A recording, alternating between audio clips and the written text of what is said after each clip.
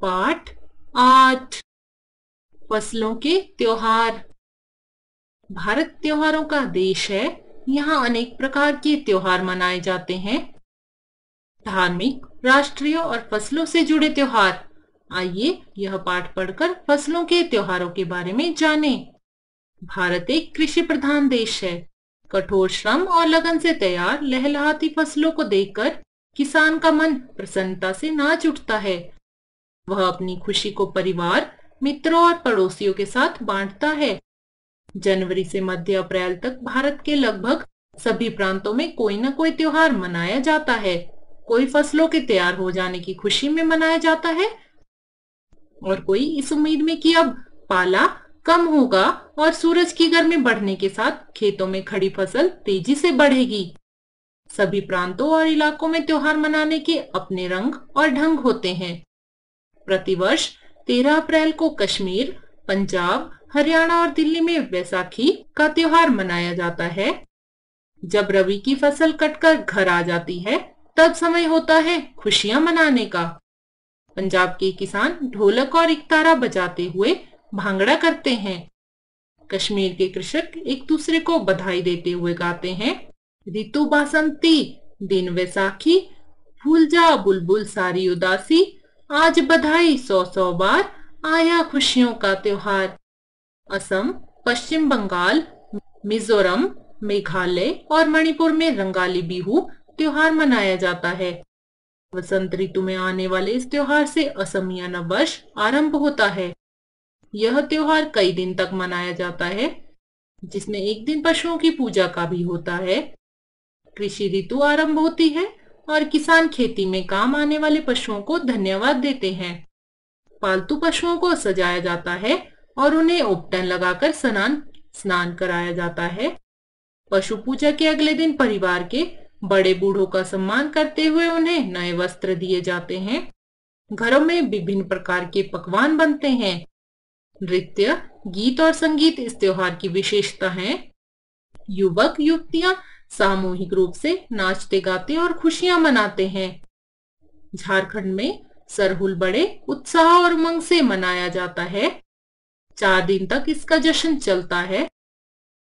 अलग अलग जनजातियां इसे अलग अलग समय में मनाती हैं। ओराम लोग इसे मार्च अप्रैल में मनाते हैं। आदिवासी आमतौर पर प्रकृति की पूजा करते हैं। सरहुल के दिन विशेष रूप से साल के पेड़ की पूजा की जाती है। इस त्योहार के समय पेड़ फूलों से भर जाते हैं और मौसम बहुत सुहावना होता है।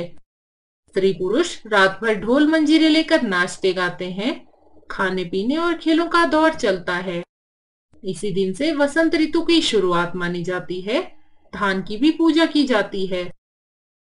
जनवरी मास में मकर संक्रांति का त्योहार लगभग पूरे भारत में मनाया जाता है।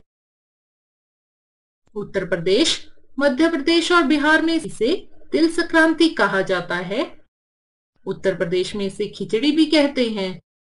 इस दिन नदियों में स्नान करके तिल, गुड़ आदि का दान करने का अत्यंत महत्व है। लोग बड़े चाव से खिचड़ी और तिलकुट खाते हैं।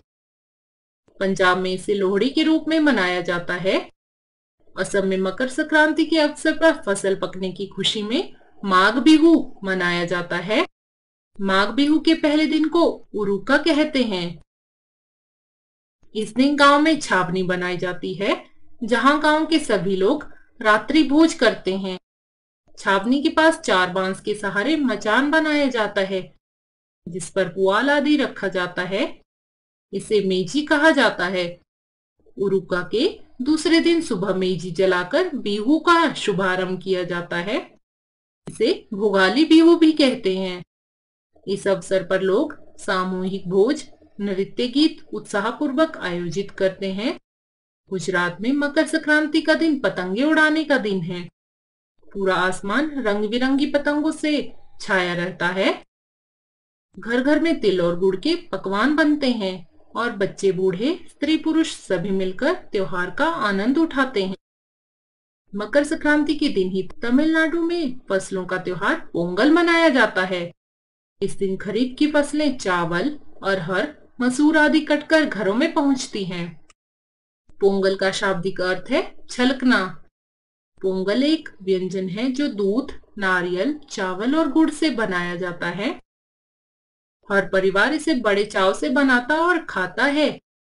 खुले आकाश में धूप में यह पकवान सामूहिक रूप से बनाया जाता है। सूर्य की किरणों से मटके में रखे दूध में उफान आता है और दूध चावल मटके से बाहर गिरने लगता है, तो लोग पोंगल पोंगल कहते हैं। इससे गांव में समृद्धि, शांति और संपन्नता आती है।